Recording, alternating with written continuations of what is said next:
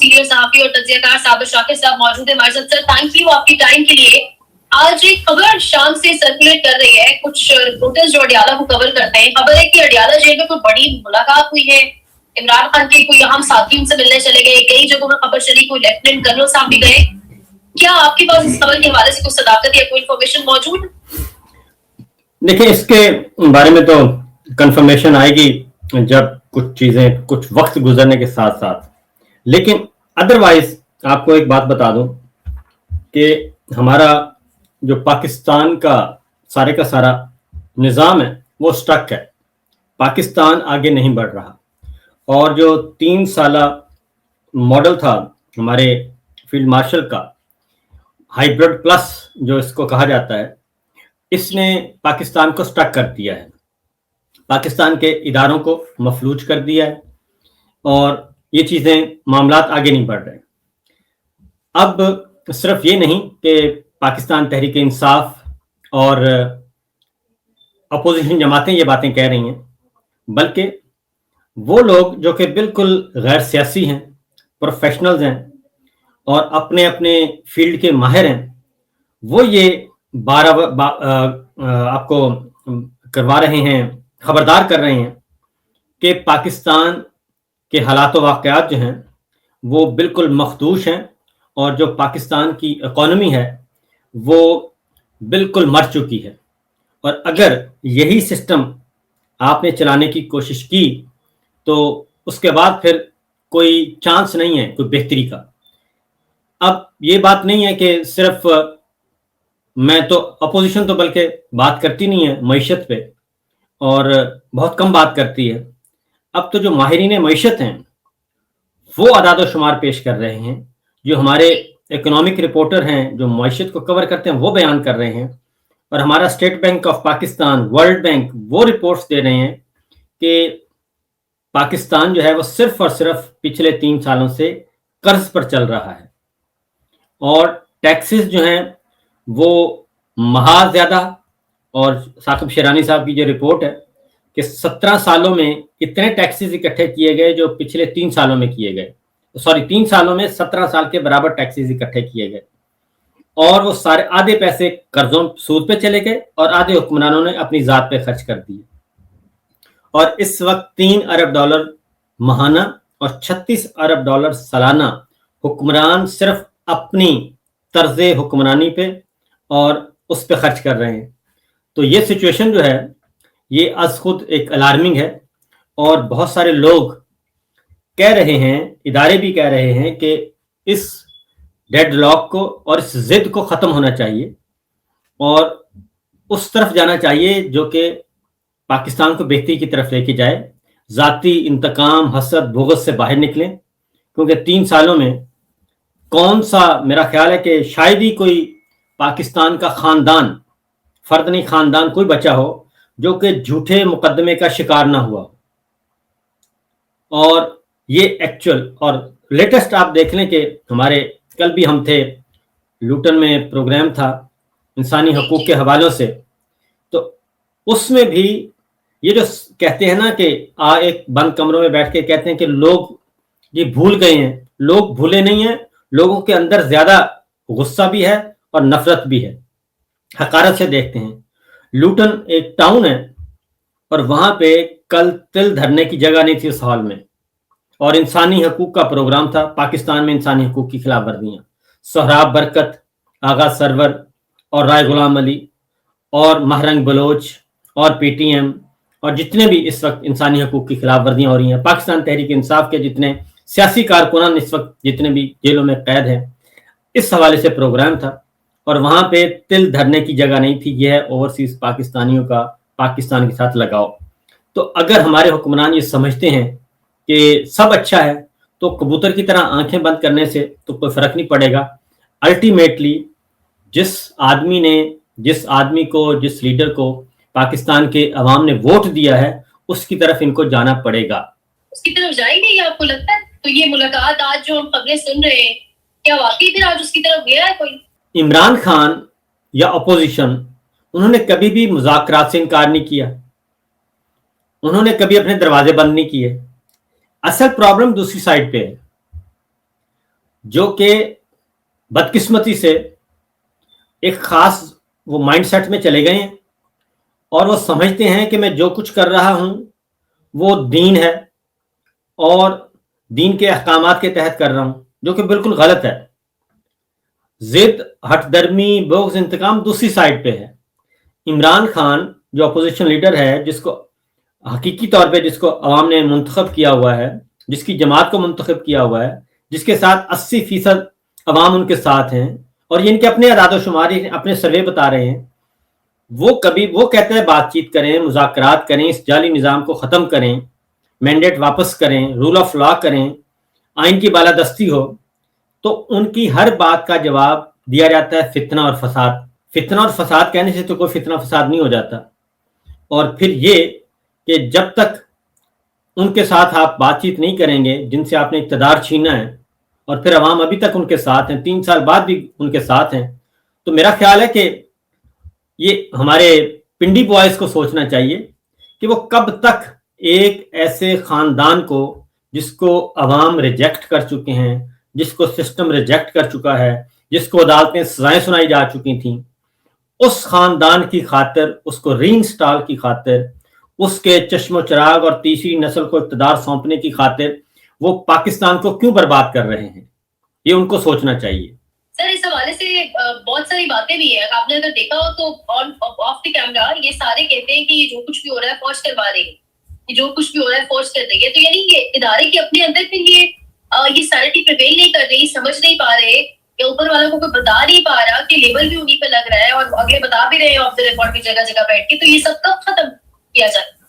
नवाज शरीफ साहब और ये जो एक फैमिली है, इस फैमिली का पूरा थ्रू आउट एक ही है, वो है इंतकाम।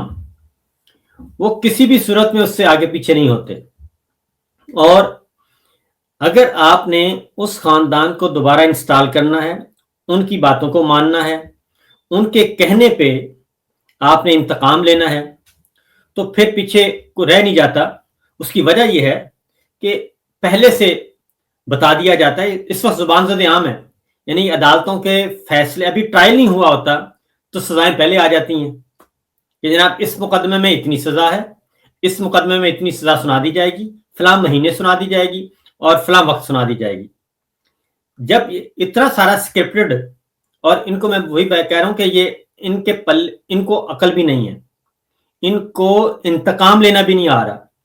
ये इंतकाम लेते हुए भी इतने पागल और इतने बदमस्त हो जाते हैं कि वो सबको बताते फिरते हैं कि बस आप ये बयानियां बना दें, बयानियां बनाने के चक्कर में कि लोगों को आप मायूस करें कि जनाब इस बंदे ने और इस अपोजिशन ने, इन जमातों ने तो आना ही नहीं है, लिहाजा आप इतना बयानियां फैला दें कि आप बता दें कि सजाएं भी होंगी। अब अभी एक मुकदमे में, यानी कि जिसका ट्रायल भी मुकम्मल नहीं हुआ था, समातें मुकम्मल नहीं हुई थी, रातों रात बुला के अगले दिन सजा सुना दी। अब अभी वो उसकी स्याही खुश्क नहीं हुई कि अगला भी रोड मैप आ गया कि अब अगला इस मुकदमे में सजा होगी, उसके बाद इस मुकदमे में होगी, फिर फौजी अदालत लगेगी। तो जब ये सारा कुछ इतना आप खुद ही अनफोल्ड कर रहे हैं तो फिर पीछे कुछ रह नहीं जाता। एक बात। दूसरी बात यह है कि जाहिर है ये हमारे नवाज शरीफ साहब एंड कंपनी जो है, वो तो जब भी उनको मौका मिलता है वो कभी सरूर पैलेस चले जाते हैं, कभी कतर चले जाते हैं, कभी लंदन चले जाते हैं, और प्लेटलेट्स भी खुद ही गिराए जाते हैं, सारे मिला के जनाब बाजा फैज सब में मिल के गिराया। तो उनको तो पता है कि उनको तो किसी वक्त भी जब भी जाना होगा वो कुछ कर जाएंगे और उन्हें को रोकेगा नहीं। जो नून लीग के अंदर बाकी लोग हैं जिनके बाहर कोई असासाजात नहीं है और जिनके बाहर दौरे नहीं मिलते, उन्होंने तो पाकिस्तान में रहना है। तो वो तो अपने, वो कहते हैं कि ये सारी जो इंतकाम की आग, ये सारी हमारी तरफ ना आ जाए। कल को इन्होंने उड़ के चले जाना है और जैसे सरूर पैलेस गए थे तो हम कहाँ खड़े होंगे। तो इसलिए वो सारे के सारे अपनी निजी मुलाकातों में, निजी महफिलों में अपने आप के बारे में बताते रहते हैं कि जी इसमें हम नहीं हैं, ये सारे वही करवा रहे हैं। और जब आप नवाज शरीफ साहब के और मरीम साहबा की डिक्टेशन पे आपने अपने जर्नैलों को सजाएं सुनानी है, अपने जजों को फारिग करना है, अपने सियासी रहनुमाओं को फारिग करना है, मीडिया पर्सन्स को आपने निशाने इबरत बनाना है, तो आप फिर آپ ادارے کے سربراہ تو نہ ہوئے, پھر تو آپ ہوئے اس خاندان کے ایک پپٹ. تو یا آپ اس خاندان کے پپٹ بن جائیں اور پاکستان یہاں تک پہنچ چکا ہے, یا پھر آپ ادارے کے سربراہ بنیں اور ادارے کے سربراہ بن کے پھر جو آپ کو رپورٹ آتی ہے آفیشلی, جو پلز آ رہی ہے اس کے اکارڈنگلی چلیں اور انصاف کریں. تو جب تک یہ نہیں کریں گے تو یہ اسی طریقے سے ہم ڈکلائن کی طرف چلے جاتے رہیں گے. تابر صاحب, یہ مرتضی سرنگی والے اکاؤنٹ کا کیا معاملہ ہے؟ یہ اچانک سے بتایا گیا ہے تو منیر فاروق کی جانب سے, یہ جان بوجھ کر بتایا انہوں نے یا اس کے پیچھے کوئی اور کھیل ہے, اور اکاؤنٹ بھی اب ڈیلیٹ ہو گیا ہے؟ اس وقت ہو کیا رہا ہے, جنرل باجوہ کے زمانے سے لے کے, بلکہ جنرل کینی صاحب نے بھی یہی کام کیا, مینوورنگ کر کے انہوں نے ایکسٹینشن لینے کی کوشش کی. جنرل کینی صاحب نے ایک ایکسٹینشن لے لی, اگلی لینے کی کوشش کی مینوور کر کے. جنرل باجوہ آرمی چیف بنے مینوور کر کے. جنرل باجوہ نے ایکسٹینشن لی مینوورنگ کر کے. جنرل عاصم منیر صاحب آرمی چیف بنے مینوور کر کے. جب آپ فوج میں ایک ہوتا تھا, دو باتیں بہت سنتے تھے, بچپن سے سنتے آ رہے تھے. ایک جناب ڈسپلن بہت ہے اور ایک میرٹ ہے. اگر کسی افسر نے سفارش کرا دی تو وہ سمجھیں اس کا کیریئر خراب ہو گیا. یہ دونوں چیزیں اب ختم ہو گئی ہیں, نہ ڈسپلن ہے نہ میرٹ ہے. آپ آرمی چیف بننے کے لیے باقاعدہ طور پہ یوں لڑائی ہو رہی تھی نومبر 2022 میں, 3 جرنیلوں کی دو بدو تھے. ایسے لگ رہا تھا خدا نہ خواستہ پاکستان میں کچھ جنگ چھڑ گئی ہے. جنرل باجوہ وہ ایکسٹینشن چاہتے تھے, general Faiz army chief, general Asim Munir army chief. یہ لڑائی چل رہی تھی. ان 3 جرنیلوں کی لڑائی نے 3 سال بعد پاکستان کو اس حالت میں پہنچا دیا ہے. جنرل باجوہ ایکسٹینشن نہیں ملی, فارغ ہو گئے. جنرل فیض ڈراپ کر دیے گئے. عاصم منیر صاحب ریٹائرمنٹ کے بعد ان کو آرمی چیف بنا دیا. وہ کامیاب ہو گئے. اور انہوں نے سب سے پہلے جنرل فیض کا مکو ٹھپنا تھا, وہ کسی نہ کسی بہانے کی وہ ان کو گرفتار کر لیا. ادھر سے عمران خان, ادھر سے بشرا بی بی, اور یہ 3 سال انہوں نے اسی انتقام میں گزار دیے. اور مینوورنگ کر کے جب آپ چیف آئے گا مینوور کر کے, تو اس کے بعد ظاہر پھر نیچے افسر دیکھتے ہیں کہ جناب اگر یہ سارا سلسلہ شروع ہو چکا ہے, میرٹ پہ نہیں ہونا بلکہ ہونا ہے لیگ پولنگ سے اور شابہ پالش کرنے سے, تو پھر ہم بھی اس دور میں شامل ہو جاتے ہیں. یہی لڑائی اس وقت فوج کے اندر ہے. یہی نوٹیفیکیشن پہ لڑائی تھی کہ اگر آپ نے میرٹ پہ لوگوں کو نہیں آنے دینا, جن کا حق بنتا ہے ان کا حق چھین کے آپ اپنے آپ کو پیش کرتے ہیں. جب آپ اپنے آپ کو پیش کرتے ہیں تو آپ کمپرومائز کرتے ہیں اصولوں پہ. جب آپ کمپرومائز کرتے ہیں تو یہ پھر ہوتا ہے کہ آپ نے اس کو سزا دینی ہے, آپ نے عمران خان کو نشانہ بنانا ہے, یہ صحافیوں کی لسٹ ہے آپ نے ان کو نشانہ بنانا ہے, یہ ججز کی لسٹ ہے آپ نے ان کو نشانہ بنانا ہے, ان کو ہماری نظروں کے سامنے سے ہٹا دیں, سسٹم سے نکال دیں, ہم ان کو دیکھنا بھی نہیں چاہتے. تو جب آپ فیلڈ مارشل ہیں, آپ ان کی ڈکٹیشن پہ یہ سارا کچھ کرتے رہیں گے تو پھر ظاہر نیچے جو ہیں وہ بھی کہیں گے. تو یہ نوٹیفیکیشن کے وقت بھی یہ لڑائی تھی. یہ جو تازہ نوٹیفیکیشن ہے, ہونا تو یہ چاہیے تھا کہ اگلے جو 5 سینئر جرنیل ہیں, کور کمانڈرز ہیں, ان کی سمری جاتی. ان میں سے ایک field marshal chief of defence forces بنتا, دوسرا ڈپٹی آرمی چیف بنتا, تیسرا ڈی جی ISI بن جاتا, اور پوسٹنگ ٹرانسفر ہوتے, اور ایک اسٹریٹجک فورس کا کمانڈر بن جاتا. تو یہ ہونا چاہیے تھا, یہ تو ہوا نہیں. اور اس کے بعد پھر لیگ پولنگ شروع ہو گئی. یہ جو ابصار عالم صاحب اور منیر فاروق صاحب بتا رہے ہیں, یہ وہی اندر کی لڑائی ہے. اب ڈی جی MI جو ہیں واجد عزیز, وہ بھی DG ISI بننا چاہتے ہیں. فیصل نصیر جو ہیں وہ بھی DG ISI بننا چاہتے ہیں. اور یہ بالکل وہی والا کھیل ہے کہ جنرل باجوہ کے 2 ستارے تھے, ایک جنرل عاصم منیر تھے اور ایک تھے جنرل فیض. ایک DG MI تھے اور DG C تھے جنرل فیض. وہی اس وقت جنرل عاصم منیر صاحب کے ساتھ ہے. جنرل عاصم منیر صاحب کے بھی 2 ستارے ہیں, ایک واجد عزیز ہے, ایک فیصل نصیر ہے. اب واجد عزیز صاحب بھی چاہتے ہیں میں بن جاؤں, جیسے جنرل عاصم منیر صاحب چاہتے تھے کہ میں بن جاؤں. जनरल फैज भी चाहते थे कि मैं बन जाऊं प्रमोट होके DGISI, तो अब फैसल नसीर चाहते हैं मैं बन जाऊं क्योंकि मेरी खिदमत ज्यादा हैं। तो वो लड़ाई जो जनरल बाजवा के जमाने में जनरल आसिम मुनीर और जनरल फैज की हो रही थी, वही लड़ाई इस वक्त जनरल आसिम मुनीर के जमाने में जनरल वाजिद अजीज और जनरल फैसल नसीर की हो रही है। और जब अपने लिए लॉबिंग करवाई जाती है मीडिया में आके, एक बंदा एक को एंगेज करता है, वो टांग खींचने की कोशिश करता है वाजिद अजीज की, दूसरा फैसल नसीर की टांग खींचने की कोशिश करता है। तो जब ये दोनों आते हैं मीडिया में तो फिर जाहिर है जी अपोजिट पार्टी आ जाती है। वो फिर ये लड़ाई जो अंदर है, ये प्रॉक्सीज हमें नजर आ रही हैं इस वक्त मीडिया में। एक प्रॉक्सी वाजिद अजीज की है, एक प्रॉक्सी फैसल नसीर की है, एक प्रॉक्सी कोई जनरल आसिम मुनीर की होगी, एक प्रॉक्सी किसी और की होगी। तो ये प्रॉक्सीज आपस में लड़ रहे हैं। ये हमारे जो एंकर पर्सन्स हैं, हमारे दानिश्वर हैं, ये उनके माउथ पीस आप कह लें, प्रॉक्सीज कह लें, आप जो भी कह लें, ये वो अंदर की लड़ाई है, वो बाहर नजर आ रही है। तो इसलिए ये जो कहा जाता है अब सोशल मीडिया शैतानी मीडिया, लेकिन अपने लिए उसको इस्तेमाल किया जाता है, वो हलाल हो जाता है। डिजिटल दहशतगर्दी, मैं और आप प्रोग्राम करेंगे तो ये डिजिटल दहशतगर्दी है। सियासत पी के बात करेगा तो ये डिजिटल दहशतगर्दी है। सोहराब को उठा लो, राय गुलाम अली को उठा लो, आगा सरवर को उठा लो, फलां को ऑफ एयर कर दो, फलां को बंद कर दो, फलां के इश्तिहार बंद कर दो, तो ये हलाल दहशतगर्दी और हराम दहशतगर्दी, हलाल शैतानी मीडिया और हराम शैतानी मीडिया, ये सारा कुछ चल रहा है। ये इनके अंदर की लड़ाइयां हैं। और जब पता चलता है कि जी हमारे बिग बॉस जो हैं वो भी मैनूवर कर रहे हैं, और मैनूवर करके वो आर्मी चीफ भी बन गए, मैनूवर करके उन्होंने एक्सटेंशन भी ले ली, तो फिर हमें ऐसी कौन सी बात नहीं है, हम क्यों नहीं कर सकते? ये है। तो ये जो लेग पुलिंग और सारी लड़ाई है, इसमें जाती उम्र में भी कुछ अच्छा नहीं चल रहा, सुनने में आ रहा है।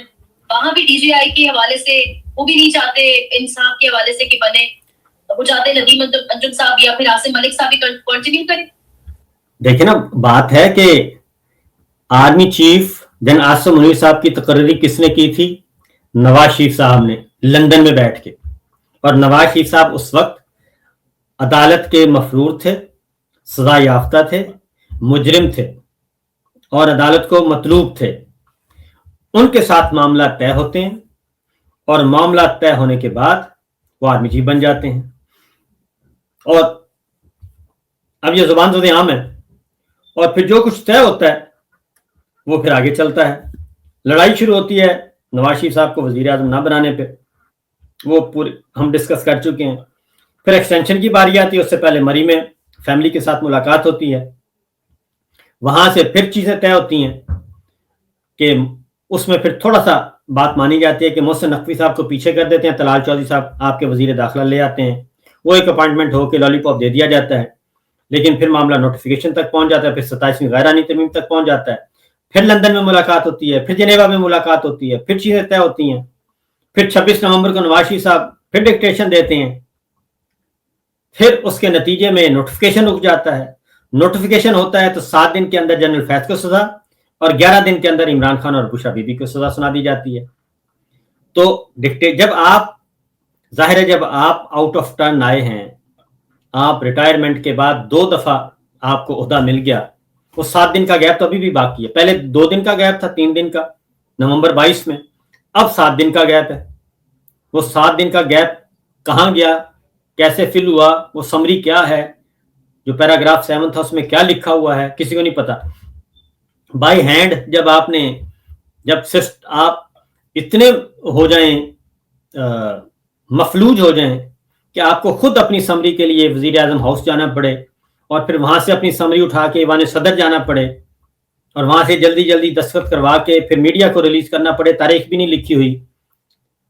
तो इस हालत, यहां तक आज तक मैंने भी ऐसे काम नहीं करवाया, आपने भी नहीं करवाया होगा कि आनन फानन आपने कहा कि चले निकलें, खुद ही समरी मंजूर करवाते हैं। तो ये मजाक है सारे का सारा। तो अब वही बात है नदीम अंजुम साहब वाली, कि नदीम अंजुम साहब के बारे में पहले किस्से मशहूर थे, अब उन किस्सों की तस्दीक हो रही है कि पंजाब का सेटअप बनाया ही उन्होंने है, मरियम साहबा को CM बनाया ही उन्होंने है। तो उनके जाने के बाद अब वो दोबारा اس وقت جب تھے اس وقت بھی کہا گیا تھا ان کو امریکہ میں سفیر بنانا ہے، تو نہیں بن سکے۔ اب ظاہر ہے جب ایک آپ آرمی چیف کے عہدے پر ایک ریٹائر آدمی آ سکتا ہے تو ندیم انجم صاحب نے بھی کہا ہوگا نا کہ پھر ایک D G I S I بھی ریٹائر ہو سکتا ہے، کیوں نہیں بن سکتا D G I S I ایک ریٹائرڈ لیفٹیننٹ جنرل؟ تو مجھے بنائیں، جب آپ آصم منیر صاحب کو بنا رہے ہیں تو مجھے بھی بنائیں، میں پھر آپ کو سرو کروں گا۔ پھر وہ ظاہر ہے انہوں نے کہا ہوگا کہ جناب بنا دیں، کیونکہ ابھی اس کی تردید نہیں آئی۔ D G I S P R صاحب مکمل طور پہ خاموش ہیں، کیونکہ D G I S P R صاحب جب بھی آتے ہیں ان کو صرف ایک ہی ٹاسک دیا جاتا ہے کہ آپ نے جا کے پی ٹی آئی کا اور شیطانی میڈیا، ڈیجیٹل دہشت گردی، بیرون ملک بیٹھے عناصر، اندرون ملک بیٹھے عناصر، اینٹی اسٹیٹ، بس آپ نے یہ جا کے ارشاد فرمانا ہے۔ جس یونیورسٹی میں جاتے ہیں وہاں پہ وہ طلبہ ان کو طلبہ و طالبات اور اساتذہ ان سے الجھ پڑتے ہیں کہ آپ ہوتے کون ہیں، آپ یہ گفتگو کرنے والے، جہاں جاتے ہیں ان کی بے عزتی ہو جاتی ہے، لیکن باز نہیں آ رہے یہ سارے حرکتیں کرنے کے باوجود۔ کل بریگیڈیئر ریٹائرڈ محمود صاحب جو first P M A long course کے فارغ التحصیل ہیں، 98 ایئرز اولڈ، وہ بتا رہے ہیں کہ یہ D G I S P R پتہ نہیں کہاں سے مسلط ہو گیا کہ جب آتے ہیں وہ زہر اگلتے ہیں۔ وہ بتا رہے ہیں کہ فیلڈ مارشل پتہ نہیں کیا سوچتے ہیں، جب ان سے کوئی لیڈرشپ بات کرنے کی کوشش کرتی ہے تو آپ کہتے ہیں، وہ کہتے ہیں میں نے ڈی این اے تبدیل کرنا ہے، فوج کا بھی اور پاکستان کا بھی۔ تو یہ سارے کا سارا جو ہے نا، یہ آپس میں گیو اینڈ ٹیک ہو رہا ہے، تو ظاہر ہے پھر نواز شریف صاحب کے پاس ہی جانا ہے نا انہوں نے کہ جناب میں نے آپ کو، آپ کی دختر نیک اختر کو وزیر اعلیٰ بنوایا تھا، تو پھر میں ریٹائرڈ ہوں تو کیا فرق پڑتا ہے ریٹائرڈ آدمی، تو مجھے بھی بنائیں۔ تو کل کو کوئی اور کہہ دے گا، مجھے تو اس بات کا ڈر ہے کہ اگلی ترمیم میں یہ نہ ہو جائے کہ ریٹائرڈ لیفٹیننٹ جنرل جو ہیں یا ریٹائرڈ میجر جنرل وہ جج بھی لگ سکتے ہیں، وہ ہائی کورٹ اور سپریم کورٹ میں جج بھی بنائے جا سکتے ہیں۔ ہو سکتا ہے اگلی ترمیم میں یہ بھی آ جائے تاکہ یہ قضیہ بھی ختم ہو کہ یہ جو ججز آ جاتے ہیں ان کا ایک خاص بیک گراؤنڈ ہوتا ہے، ان کو ختم کریں۔ اور ہم بیوروکریسی میں تو دیکھتے ہی ہیں، کیپٹن ریٹائرڈ خرم، میجر ریٹائرڈ فلاں، لیفٹیننٹ کرنل فلاں، وہ سارے بیوروکریسی میں تو ہیں، سول اداروں میں بھی آ چکے ہیں۔ اب صرف جوڈیشری ہے، کیونکہ جوڈیشری میں 26ویں 27ویں غیرانی ترمیم کرنے کے بعد بھی معاملات قابو میں نہیں آ رہے، کوئی نہ کوئی فیصلہ نکل جاتا ہے، جیسے آج لاہور ہائی کورٹ سے آ گیا ایک فیصلہ۔ تو اسی طریقے سے ہو سکتا ہے کہ اگلے آپ آئندہ 28ویں ترمیم کے بعد دیکھیں کہ میجر جنرل ریٹائرڈ جسٹس نور الدین اور lieutenant general retired justice chief justice of Pakistan یہ سارے کام شروع ہو جائیں۔ صابر صاحب، قومی مشاورتی کانفرنس بھی ہوئی اور اس کا اعلامیہ آپ نے بھی دیکھا ہوگا، لوگ امید کر رہے تھے کوئی غالباً ڈیٹس آئیں گی، کوئی تاریخ آئیں گی، باقاعدہ پتہ چلے گا ہمیں کون سی تاریخ پر نکلنا ہے، مسافت کرنی ہے، لیکن اس طرح سے کوئی تاریخ ایسا سامنے نہیں ہے۔ کیا یہ اعلامیہ انف ہوگا پریشر کریٹ کرنے کے لیے، عمران خان سے ملاقاتیں بحال کروانے کے لیے؟ کس طرح دیکھنا ہے آپ؟ فیلڈ مارشل جو ہیں وہ ریاست پوری لا علم ہے اس وقت کہ ان کی امریکہ کے ساتھ کیا انگیجمنٹ چل رہی ہیں، وہ لیبیا کے فیلڈ مارشل سے کیا بات کرتے ہیں، وہ اردن سے کیا بات کر رہے ہیں، مصر کے ساتھ کیا کر رہے ہیں، آذربائیجان کے ساتھ کیا کر رہے ہیں، انڈونیشیا کے ساتھ کیا کر رہے ہیں، یہ سارے کے سارے معاملات جو ہیں وہ کسی کو نہیں علم۔ اور اس کی 8 گھنٹے پہلے ہمارا دفتر خارجہ کہتا ہے نہ ہمیں امریکہ کے وزٹ کے بارے میں علم ہے، نہ ہمیں غزہ فورس بھیجنے کے بارے میں علم ہے۔ اور ٹھیک 8 گھنٹے بعد قطر میں مارکو روبیو ساری سٹوری انفولڈ کر دیتے ہیں۔ تو یہ جو ایک چل رہا ہے نا پیرلل، ایک تنے تنہا فرد واحد لے کے چل رہے ہیں، ون ونڈو شاپنگ خود بھی کر رہے ہیں اور کروانے کی کوشش بھی کر رہے ہیں، یہ سب سے خطرناک بات ہے اور اس کو روکنا ضروری ہے۔ اور جب اپنے آپ کو وہ ضرورت بنا رہے ہیں اس وقت عالمی فورسز کی اور اس کے ساتھ جوڑنا چاہ رہے ہیں، تو پھر پاکستان میں ظاہر سوچ سمجھ کے اپوزیشن نے بھی قدم اٹھانا ہے، کیونکہ جب تک وکلا، میڈیا اور تاجر طبقہ، کسان، ٹریڈ یونینز، اپوزیشن، انسانی حقوق کی تنظیمیں یہ سب اکٹھے نہیں ہوں گی تب تک جو ہے کوئی اچیومنٹ ہو نہیں سکتی۔ اب یہ معاملہ عمران خان کا نہیں رہا، کیونکہ یہ جو آخری کانفرنس ہوئی ہے اس کی ایک خوش آئند بات جو ہے وہ یہ ہے کہ اس میں ایسے لوگ بھی پہنچے جو کہ پہلے صرف یہ سمجھتے تھے کہ یہ عمران خان کی اور لڑائی ہے یا پی ٹی آئی کی لڑائی ہے. تو یہ پہلی دفعہ میں نے دیکھا لوگوں نے یہ باتیں کی جن کا پی ٹی آئی سے تعلق نہیں تھا, وہ وکلا بھی تھے, وہ میڈیا پرسن بھی تھے. تو انہوں نے یہ فیل کیا, انہوں نے اظہار بھی کیا کہ اب یہ پاکستان کی لڑائی, یہ عمران خان کی لڑائی نہیں ہے یا پی ٹی آئی کی لڑائی نہیں ہے, یہ اب پاکستان کی لڑائی ہے. اور پاکستان کو اگر آگے لے کے بڑھنا ہے, پاکستان کو بچانا ہے, تو پھر اس سسٹم سے چھٹکارا حاصل کرنا پڑے گا. جی ہے بہت ساری ڈسکشن ایسی بھی چل رہی ہیں, جان بوجھ کے شاید اپنے ماؤتھ پیسز سے کہلوایا جا رہا ہے. جیسے آج ہی ایک اسٹیٹمنٹ یہ بھی سامنے آیا کہ عمران خان کی جو رہائی کی امید ہے یہی ختم کر دینی چاہیے, مطلب انہیں ہمیشہ فور ایور جیل میں رکھنا چاہیے, تبھی استحکام آئے گا معیشت میں. یہ اسٹیٹمنٹس کیوں دلوائی جا رہی ہیں اپنے ماؤتھ پیسز سے؟ یہ ان کی غلط فہمی. میں ایک اور بھی بات بتا دوں, پچھلے دنوں ڈسکشن ہوئی تو یہ ایک بڑا ان کا ہے کہ جناب یہ بیانیہ صرف بیانیے کی وجہ سے ہے, اور یہ بیانیہ ختم ہو جائے, امید ختم ہو جائے تو عوام جو ہے وہ ہٹ جائیں گے. یہ باقاعدہ. اور پھر ایک انہوں نے فورن کمپنی ہائر کی اور فورن کمپنی سے بھی کہا کہ آپ ہمیں بتائیں کہ یہ عمران خان اور عوام کے درمیان جو ہے تعلق کیسے منقطع کریں. تو پھر آپ نے دیکھا ہوگا کہ یکدم ہمارے تمام دانشوروں نے ایک لفظ استعمال کرنا شروع کر دیا, دانشوروں نے بھی ہمارے, اور نون لیگ نے بھی, اور پیپلز پارٹی نے بھی. وہ لفظ تھا cult, D G I S P R نے بھی, کہ یہ کلٹ ہے. یہ پھر وہ ایک مذہبی اسکالر کو بھی انگیج کیا گیا, اس نے بھی بولا یہ کلٹ ہے. تو کلٹ کہہ کے انہوں نے حاصل کرنے کی کوشش کی. مطلب یہ کہ یہ فرقہ ایک بنتا جا رہا ہے, اور اس کا میں نے ذرا جا کے ڈکشنری میں دیکھا اس کے کون کون سے مطالب جو ہیں وہ لیے جا سکتے ہیں. تو ان میں سب سے زیادہ تھا کہ یہ فرقہ ہے, یہ ایک فرقہ بنتا جا رہا ہے عمران خان. اور اسی لیے پھر ہم دیکھتے ہیں کہ اس فرقے کو پھر فتنے کا نام دے دیا گیا, پھر فساد کا نام دے دیا گیا. تو یہ بے وقوف ہیں, یہ اپنی اس سوچ سے, محدود سوچ سے باہر نہیں آ رہے اور اسی طریقے سے رہنا چاہتے ہیں. تو یہ اسی کا یہ حصہ ہے کہ عمران خان کے بارے میں یہ تاثر پھیلا دیا جائے کہ اب اس نے تاحیات جو ہے وہ رہنا ہے جیل میں. تو نیلسن منڈیلا بھی تاحیات, ان کو بھی کوشش کی گئی تھی جیل میں, 27 سال رہے تھے. تو کیا نیلسن منڈیلا سے عوام پیچھے ہٹ گئے تھے؟ کیا وہ سوچ ختم ہو گئی تھی؟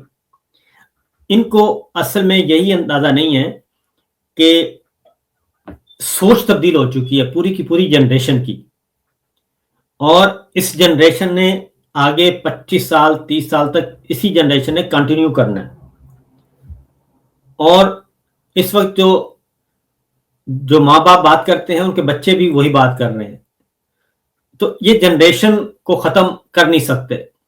تو اس لیے یہ کہتے ہیں کہ آپ یہ تاثر پھیلا دیا جائے. یہ عطا تارڑ صاحب نے آپ نے دیکھا ہوگا کہ عجیب و غریب قسم کے, حالانکہ وہ وکیل ہیں, کہتے ہیں اس کی سزا جو ہے نا وہ پچھلے مقدمے کی سزا ختم ہونے کے بعد اگلی سزا شروع ہوگی. یہ پوری دنیا میں کبھی ایسا نہیں ہوتا, سزا اسی دن شروع ہو جاتی ہے جس دن سزا اناؤنس کی جائے. اس لیے جناب یہ جتنا بھی کوشش کر لیں, ماؤتھ پیس استعمال کر لیں, میڈیا استعمال کر لیں, تو بات کہیں نہ کہیں سے نکل جاتی ہے. اور یہ اگر لوکل میڈیا کو کنٹرول کرنے کی کوشش کرتے ہیں تو انٹرنیشنل میڈیا آ جاتا ہے. یہ اندرون ملک آوازیں بند کرواتے ہیں تو بیرون ملک آوازیں شروع ہو جاتی ہیں.